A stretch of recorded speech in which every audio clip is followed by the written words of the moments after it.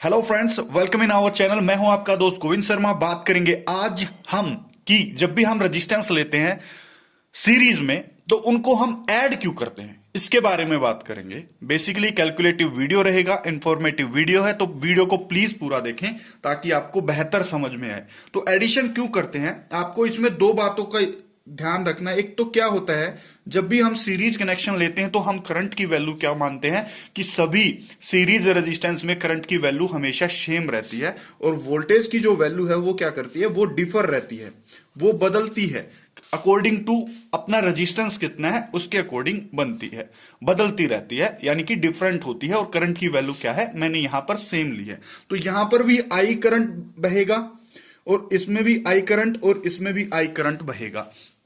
For example ये तीन resistance मैंने लिए हैं, R1, R2 और R3, तीन रेजिस्टेंस मैंने लिए हैं और इनमें करंट सेम बह रहा है। और मान लेते हैं अभी इसको मैंने किसी वोल्टेज से क्या कर दिया, किसी वोल्टेज सोर्स से मैंने यहां पर इसको जोड़ दिया जिसकी वैल्यू V है। ठीक है, मैंने आपको अभी बताया कि इन तीनों में जो वोल्टेज की वैल्यू होगी वो अलग अलग होगी, इनके वैल्यू के हिसाब से होगी। फॉर एग्जाम्पल मान लेते हैं इसमें V1 वोल्टेज है, इसमें V2 वोल्टेज है और इसमें V3 वोल्टेज है। कोई दिक्कत, कोई परेशानी, आप बोलोगे कि नहीं है। अब आपको यह भी पता होगा कि जो टोटल V होगी, जो टोटल वोल्टेज होगी, इन तीनों के समेशन के बराबर होगी, यानी कि इनका एडिशन होगी, V1 plus V2 plus V3 होगी। आप बिल्कुल ठीक है। हाँ, अब आगे चलेंगे तो क्या होगा, अगर आपने ओम्स लॉ पढ़ा है, ओम्स लॉ आपने पढ़ा होगा, तो उसमें क्या होता है, जो V की वैल्यू होती है वो होती है करंट मल्टीप्लाई बाय रेजिस्टेंस।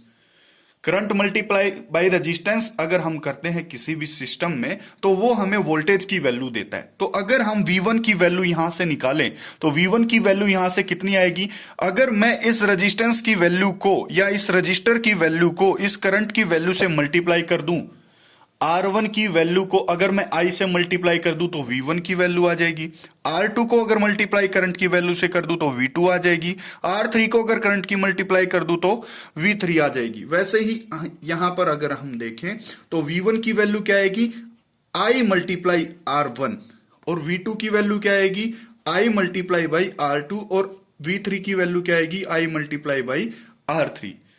यही आएगी ओम्स लॉ से। अगर वोल्टेज बराबर है, यहां से मैं तीनों में आई कॉमन आ रहा है, तीनों में कॉमन ले लेता हूं, तो यहां पर बचेगा R1 plus R2 plus R3। कोई दिक्कत है, आप बोलोगे कि नहीं है।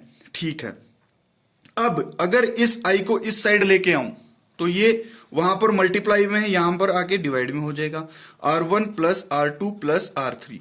और अभी मैंने बोला कि वोल्टेज ओम्स लॉ से क्या होता है, वोल्टेज को अगर हम डिवाइड करते हैं करंट से तो ये हमारा R दे देता है, तो ये हो गया R1 plus R2 plus R3। तो ये हमने देखा कि कैसे हम समेशन कर लेते हैं किसी भी रेजिस्टेंस का जब हम सीरीज में लगाते हैं। फॉर एग्जांपल ले लेते हैं, फॉर एग्जांपल क्या है, अगर आपको दिया है ऐसे करके, ऐसे करके और ऐसे करके, ये 2 है, ये 3 है और ये 5 है, आपसे पूछेगा कि टोटल रेजिस्टेंस कितना है, तो आप सीधे बोलोगे कि सर इनको जोड़ दीजिए क्योंकि ये सीरीज में लगे हैं। तो ये कितना आ गया, 10 ओम का हमारे यहां पर आ गया, 10 ओम का अपना यहां पर आ गया। तो ये थी बेसिकली आज की वीडियो। इसमें ये इंपॉर्टेंट रहेगा, आपसे ये पूछ सकता है, दो बातें आपको बतानी पड़ेंगी कि करंट हमेशा सेम रहता है सीरीज में और वोल्टेज हमेशा डिफर कर जाती है, इसलिए ऐसा होता है। बहुत बहुत धन्यवाद।